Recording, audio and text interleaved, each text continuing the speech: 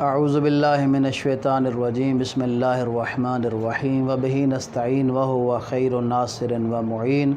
ثم الصلاۃ والسلام علی اشرف الانبیاء والمرسلین۔ سامعین گرامی قدر، ہمارا سلسلہ کلام مطہرات کے بارے میں جاری تھا، اور مطہرات میں سے جو پہلا مطہر ہے وہ ہے پانی۔ میں نے آپ کی خدمت میں گزارش کیا تھا کہ جو مطہرات ہیں ان کی کل 12 اقسام ہے، اور 12 اقسام میں سے ایک مثلاً پانی ہے، دوسرا زمین ہے، سورج ہے، اسلام ہے، عین نجاست کا زائل ہونا ہے، استحالہ ہے، استبراء ہے، یا ذبح ہونے کا وقت خون کا نکل جانا ہے، انتقال ہے یا مثلاً طبیعت ہے، یا مثلاً غیبت ہے، یا انقلاب ہے۔ تو یہ کل مطہرات 12 ہیں جن کی تفصیل انشاءاللہ آئندہ دروس میں آئے گی کہ ان کے ساتھ کیسے کس چیز کو پاک کیا جاتا ہے۔ تو ابھی ہم سر دست پانی کے متعلق گفتگو کر رہے ہیں کہ پانی 10 نجاسات میں سے کسی بھی نجاست کے ساتھ نجس ہونے والی چیز کہ جس کو متنجس کہتے ہیں، متنجس کو کیسے پانی پاک کرتا ہے۔ تو ہم نے پانی جن چیزوں کو پاک کرتا ہے ان متنجسات کو ہم نے 5 اقسام میں تقسیم کیا تھا، جن میں سے ایک متنجس زمین ہے، جن میں سے ایک متنجس کپڑے اور بدن ہیں، جن میں سے ایک متنجس کارپٹ وغیرہ ہے، جن میں سے ایک متنجس برتن وغیرہ ہیں، اور جن میں سے ایک متنجس گھر کی بقیہ اشیاء ہیں۔ تو یہ 5 میں ہم نے تقسیم کیا تھا متنجسات کو۔ ابھی ہمارا سلسلہ کلام جو ہے وہ مطہرات میں سے پانی کے بارے میں جاری ہے، اور متنجسات میں سے زمین کے بارے میں ہم گفتگو کر چکے ہیں۔ ابھی ہم سر دست گفتگو کریں گے بدن اور لباس کے بارے میں، کہ بدن اور لباس جب کسی بھی نجاست کے ساتھ متنجس ہو جاتا ہے تو اس کو پانی کے ساتھ کیسے پاک کریں گے۔ تو ہم نے دیکھنا یہ ہے سب سے پہلے کہ ہماری نظر جو ہے وہ فوکس ہے بدن اور لباس پر۔ بدن اور لباس کے علاوہ کسی اور چیز پر ہماری نظر نہیں ہے۔ تو بدن اور جو لباس ہے،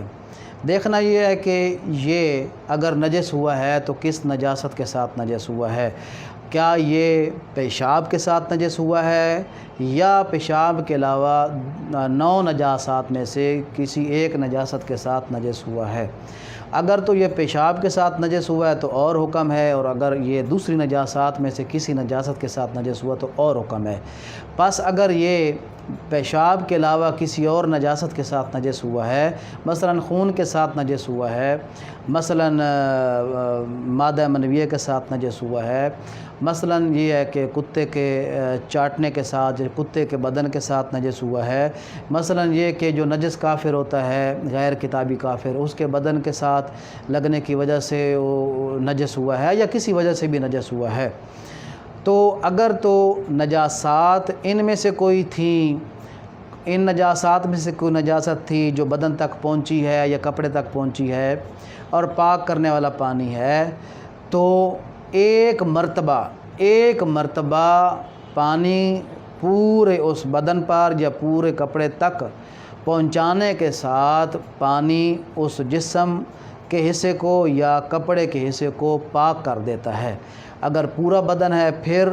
یا پورا کپڑا ہے پھر بھی وہ پانی تمام مقامات نجس مقامات تک پہنچنے سے پانی اس چیز کو پاک کر دیتا ہے۔ بس شرط یہ ہے کہ پانی جو ہے اس نے نجاست کو دور بھی کر دیا ہو، اور تمام مقامات نجس تک وہ پانی پہنچ بھی چکا ہو، تو پانی ایک مرتبہ ڈالنے سے پانی پاک ہو جاتا ہے۔ یہاں سوال کیا جا سکتا ہے کہ جناب کس پانی کی بات کر رہے ہیں؟ پانی کی تو آپ نے 5 اقسام کی ہیں، کیا جاری پانی کی بات کر رہے ہیں، قلیل کی بات کر رہے ہیں، کور کی بات کر رہے ہیں، بارش کی بات کر رہے ہیں، یا کنویں والے پانی کی بات کر رہے ہیں؟ تو جواباً عرض یہ ہے کہ نجاست اگر پیشاب کے علاوہ کوئی ہے تو پانی جو بھی ہے، پانی کی اقسام خمسہ 5 اقسام میں سے جو بھی قسم ہے، جس قسم کے ساتھ بھی آپ بدن یا لباس کو دھوئیں گے ایک ہی مرتبہ دھونا کافی ہے، اگرچہ احتیاط مستحب یہ ہے کہ ایک سے زیادہ بھی دھویا جا سکتا ہے،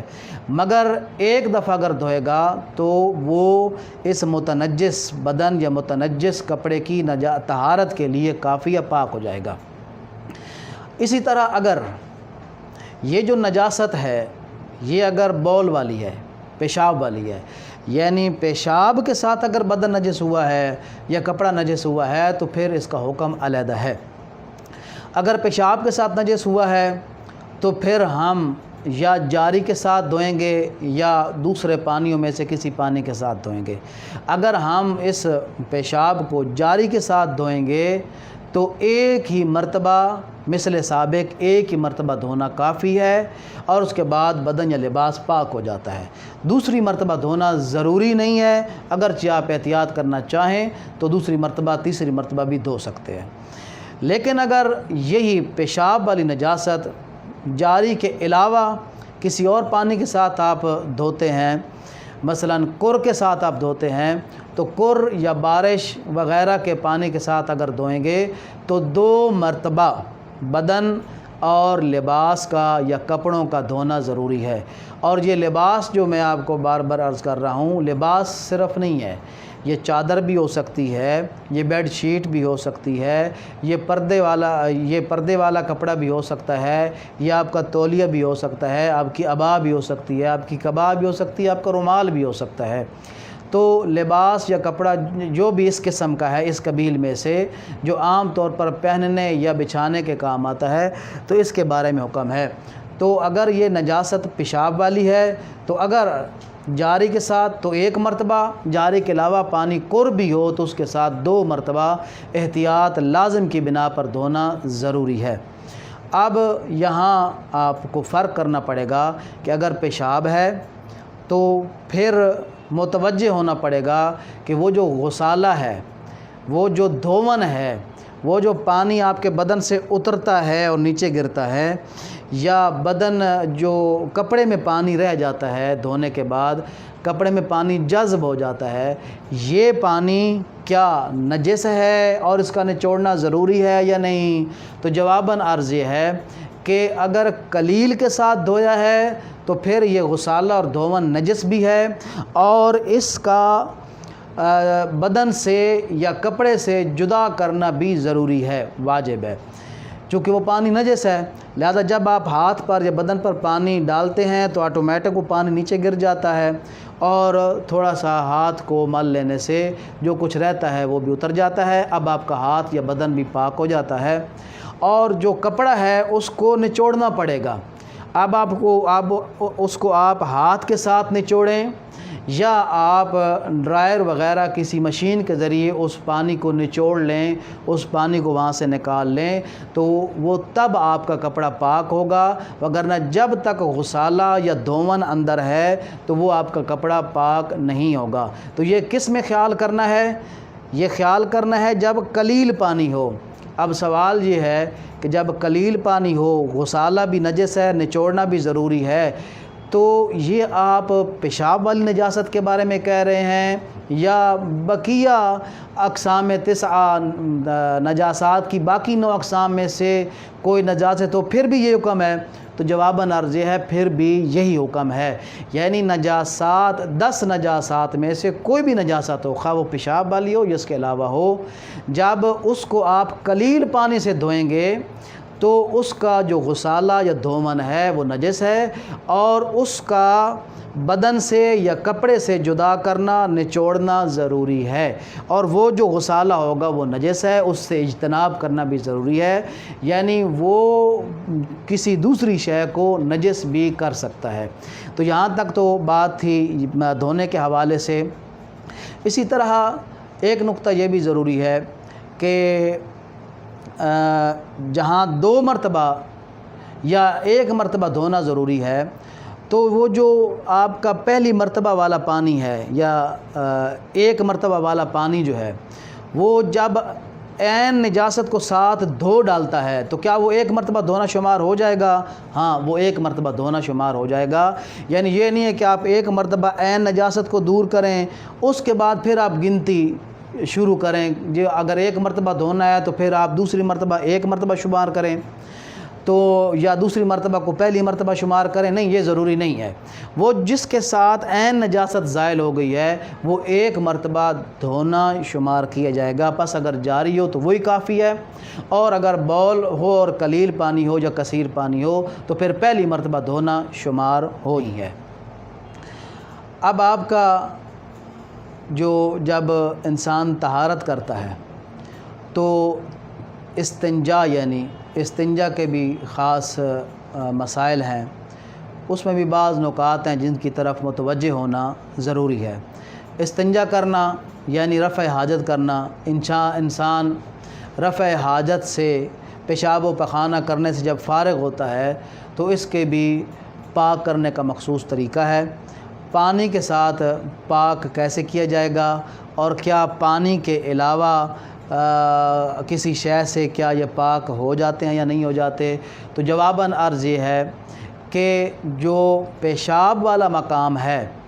پیشاب والا مقام اگر اس کو آپ ایک مرتبہ دھوئیں تو پیشاب والا مقام پاک ہو جاتا ہے۔ میں نے پہلے عرض کیا تھا کہ بدن کے کسی حصے پر اگر پیشاب کی نجاست لگ جاتی ہے تو 2 مرتبہ دھونا احتیاط لازم کی بنا پر ضروری ہے، لیکن یہاں پیشاب والے مقام پر آ کر حکم مختلف ہو جاتا ہے۔ مقام پیشاب کو ایک ہی مرتبہ دھویا جائے تو وہ کافی ہے، خواہ قلیل کے ساتھ کیوں نہ دھویں، قلیل پانی ہو یا جاری پانی ہو یا کور پانی ہو، ایک ہی مرتبہ دھونا کافی ہے۔ احتیاط مستحب اگرچہ 2 مرتبہ دھونے میں ہے۔ اسی طرح جو پخانے والا مقام ہے، پخانے والے مقام کو پانی کے ساتھ پاک کرنا ضروری نہیں ہے۔ اگر آپ پانی کے ساتھ پاک کریں گے تو ظاہر ہے، پیچھے بھی ہم کہے ہیں کہ باقی بدن میں ایک ہی مرتبہ پانی کے ساتھ دھونا کافی ہے، تو اس مقام کو بھی ایک ہی مرتبہ دھونا کافی ہے، 2 مرتبہ دھونے کی ضرورت نہیں ہے۔ لیکن اگر یہاں آپ اس کو پخانے والے مقام کو دھوتے ہیں تو پاک ہو جاتا ہے، لیکن سوال یہ ہے کہ کیا پانی کے علاوہ پخانے والا مقام پاک ہو سکتا ہے؟ تو جواب یہ ہے کہ ہاں، پخانے والا مقام پانی کے علاوہ بھی پاک ہو سکتا ہے۔ یعنی آپ اس کو پتھر کے ساتھ بھی پاک کر سکتے ہیں، آپ اس کو کپڑے کے ساتھ بھی پاک کر سکتے ہیں، آپ اس کو ٹیشو وغیرہ کے ساتھ بھی پاک کر سکتے ہیں۔ شرط یہ ہے کہ یہ جو پخانہ ہے یہ اپنے مخصوص مقام مخرج سے بڑھے نہ، مثلا موشن وغیرہ لگے ہوتے ہیں یا مثلا پخانہ پتلا ہو جاتا ہے جس کی وجہ سے مخرج سے وہ بڑھ جاتا ہے تو پھر پانی کے ساتھ دھونا ضروری ہے۔ دوسرا یہ ہے کہ اس پخانے میں کوئی اور نجاست نہ ہو، خون وغیرہ کی ملاوٹ نہ ہو، یا خارج سے مثلا آپ پیشاب کرتے ہیں تو اس کی چھینٹیں وہاں نہ پڑی ہوں۔ اگر ایسی صورتحال ہے تو پھر بھی پانی کے ساتھ پاک کرنا ضروری ہے۔ اسی طرح یہ جو آپ نے کہا ہے کہ کپڑے کے ساتھ یا پتھر کے ساتھ، تو کیا اس کی کوئی مخصوص تعداد بھی ہے؟ نہیں، مخصوص تعداد نہیں ہے، وہ 3 ہوں، 1 ہوں، 10 ہوں۔ شرط یہ ہے کہ وہ نجاست کو یعنی پخانے کو اکھیڑنے والی چیز ہو، اپنے مقام مخرج سے صاف کرنے والی چیز ہو۔ اگر 1 مرتبہ کے ساتھ صاف ہو جاتا ہے تو فابہا، اور اگر 2 مرتبہ تو ضروری ہے، اگر 3 مرتبہ تو ضروری ہے۔ لہذا ہدف یہ ہے کہ اس مقام کو صاف کیا جائے۔ اسی طرح جس طرح مخرج والے مقام سے